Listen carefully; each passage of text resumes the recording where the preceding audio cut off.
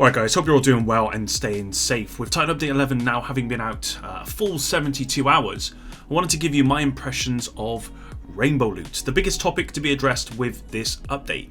You know, how often are we getting it now? How often is it dropping? Is it better than before? You know, ultimately, has it been fixed? These are some of the questions that I want to answer, and hopefully for anyone who, you know, maybe stopped playing because of Rainbow Loot, this video will help you decide if you now want to return. If you want to support me, the best thing you can do is just watch the video all the way through. You can also drop a like down below. You can comment and subscribe if you're not already. Make sure you got turn notifications on, and that way you won't miss a video. And with all of that said, let's get into this, guys. Rainbow Loot. So this was something that I was kind of looking forward to actually testing, because it's probably one of the biggest topics, well, certainly one of the most long-standing topics of discussion within the community, and Titan Update 11 was the devs' attempt to resolve this issue, you know, the best that they can, and try and make it so there's an equilibrium and everyone's kind of happy. Now, if you remember back to when they first talked about fixing Rainbow Loot, they initially decided to guarantee 100% the first attribute matching the core in terms of color. And in fact, some people still haven't got that message, that's not what's happening here, because I've saw it on the forums. People are still saying, oh, why has it not been fixed? You know, Rainbow Loot was due to be fixed with this update. They were meant to match and stuff 100%, but that's not what they did.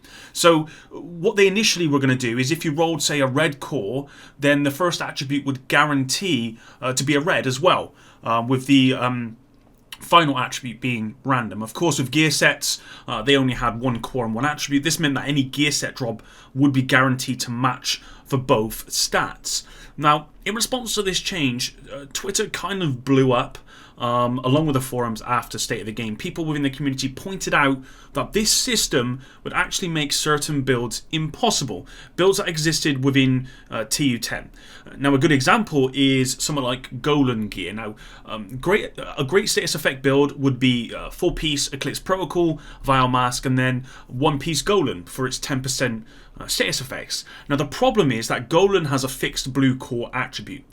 Many people used this build in TU10 and, you know, they prayed for those 2 yellow rolled attributes like skill haste and status effects, and that way they could roll the blue core away for a skill tier, and they'd have a full yellow build with that 10% from Golan, without being forced to use Technician to get the +1 skill tier. The initial system would have made this build impossible, because builds like this just wouldn't have happened, and this already existed within the game. You know, the first attribute would have been weighted in favor of the blue, and that way it would have been impossible to actually make this piece of gear. Now, personally, I thought that the change that they made was a good equilibrium, because it meant that all builds were still possible, but on paper it also meant that rainbow rolls would be far less frequent occurrence in the game, because what they decided to do was just actually weight the first attribute instead, in favor of matching the core, rather than it being a 100% guaranteed drop.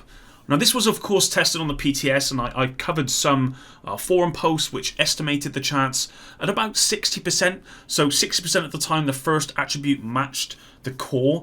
In terms of full rainbow rolls, the forum posts I saw estimated this at around 5 to 10%. The TU11 patch notes, unfortunately, have not confirmed the exact percentages here. So with that in mind, I wanted to give you my impressions of the Rainbow Loot fix from about 20 hours or so I've played, and where I've just basically wrote down what I got in terms of data, and I'm going to reveal this to you guys so you guys can see exactly where my gear kind of landed, and we'll see what it's looking like. Now, before I show that and go through the data, I played about 10 heroic control points last night, and I did record my entire summit run, so I actually went back through my footage just to see what I got, as that's probably the easiest way for me to know for sure what the drops were like.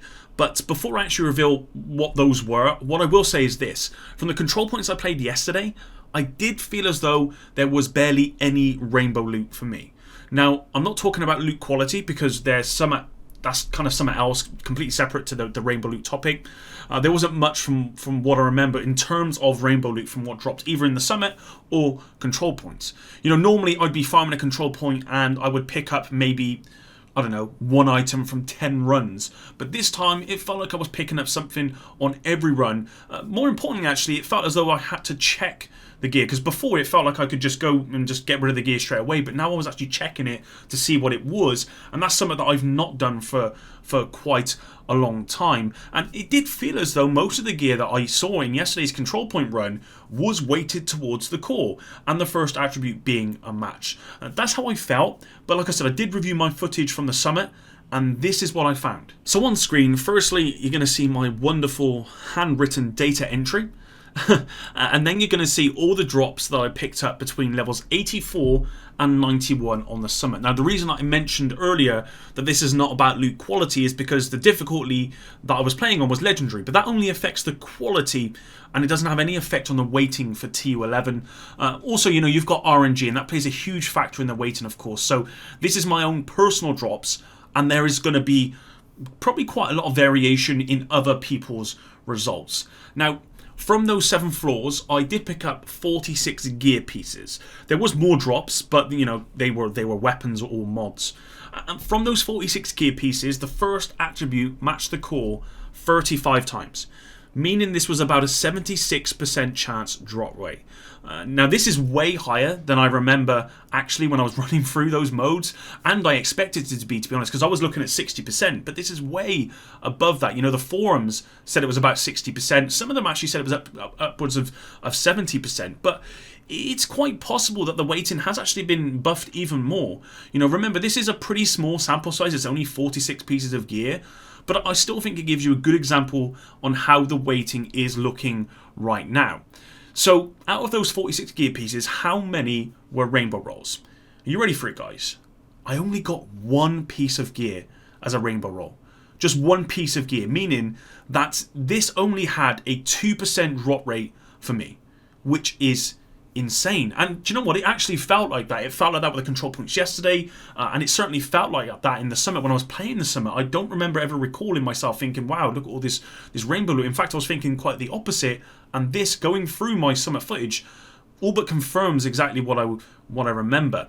Again, on the forum testing, it sat at around 5 to 10%, and I do expect this to possibly increase my 2% with more and more kind of data that, you know, that I can put in there. But this just shows how, for me personally, rainbow rolls feel like they pretty much don't exist now.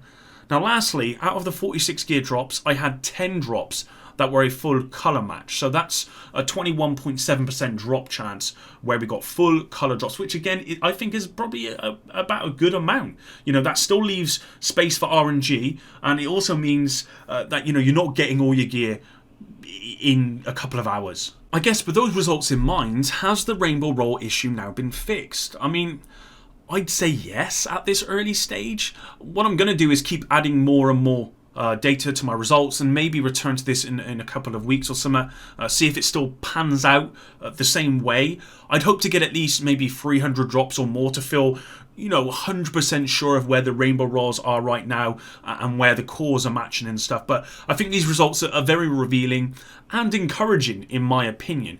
Now, I think the best thing about my own personal experience with drops since TU11 is now that rainbow rolls appear to be, you know, from this data, a 2% drop chance. I do feel as though I'm more inclined to actually check gear now, especially when playing Legendary where the loot quality is great. But with that said, I also know that in the back of my mind, rainbow rolls are still available, so all builds are still possible. So, you know, there is an equilibrium. I believe this is where we're sitting at the moment, appears to be a very happy medium between those people that want rainbow rolls, which, you know, there's going to be far fewer people that want that. It's probably going to be a small percentage, which is why the chance of getting it is a small percentage, but the majority don't want it. And I think, based on the data that I have, the majority of your loot is not going to be rainbow rolls. Now, I have seen reports on the forums from others saying that they've been getting rainbow rolls a lot, and of course there is RNG involved, so these results in today's video are just from my own personal experience. I think it would be a good idea for the devs to reveal what the actual weighting percentage is, to be honest. That way, you know, there's no speculation. If you're one of those people that really hasn't seen much of a difference, leave your results in the comments below, or even better, just reach out to me on Twitter with those results. It would be interesting to see what, you know, other people are experiencing compared to me. I think that after I've collated a lot more data, the chance of the first attribute, matching the core will probably drop down to between 60 to 70%, and I think the rainbow rolls will likely go up to between 5 and 10%. And even at these percentages, I'd be pretty happy with that, to be honest, because weighting, you don't want to get weighted too much, because otherwise you remove all RNG from this game. And when there's no content, people play to farm for gear and builds. If you reduce the RNG too much, then you get all the gear you want in 24 hours and you just stop playing, pretty much. Plus, I wouldn't want to get all the gear in a week, and that's what will happen if we go too far with this. And the reason I say that is because I see reports of people saying, well, whilst I didn't get rainbow rolls, I got a lot of a blue core followed by 2 yellows. But personally, whilst I did get that, and it wasn't a lot, I'll be honest guys, it was probably around 30% off the top of my head. It wasn't loads, it certainly wasn't the majority. That does need to be in the game. There needs to be RNG. There needs to be that grind a little bit. Otherwise, if you lose all of that grind, then you're just not going to play the game, especially when the game doesn't have a whole lot of content to play. Personally, I do like the grind. I like grinding and stuff, and don't get me wrong, it has been too much. There was points where the chance of getting what you want was like 0.0007%, which is ridiculous. So of course that needed to be changed, but we also don't want it to be 80%. We don't want to make sure that 80% of the time you get exactly what you want, because you will get through the game. You will basically stop playing within a week. You'll have all the gear you want, and you just will stop playing because there's just not enough content for it. So I think at the moment it appears to be the right balance, and so far I'm pretty happy with where it's landed. But that's it for today's video, guys. Thank you very much for watching. If you did stick around till the end, I really, really do appreciate it. Next week, I'm not sure what videos I'm going to have coming in. I will likely be, I've got a couple of videos in mind that I'm working on at the moment. I'll probably be doing a review of TU11. I need to do a review of the Summit, which I'm working on at the moment, and that might be quite a long one because it's not, and it probably won't be the most positive video. But if you want to make sure you don't want to miss out on those videos, make sure your notifications are turned on. With that said, hopefully you all have a great weekend, and I'll see you next week. Epic out.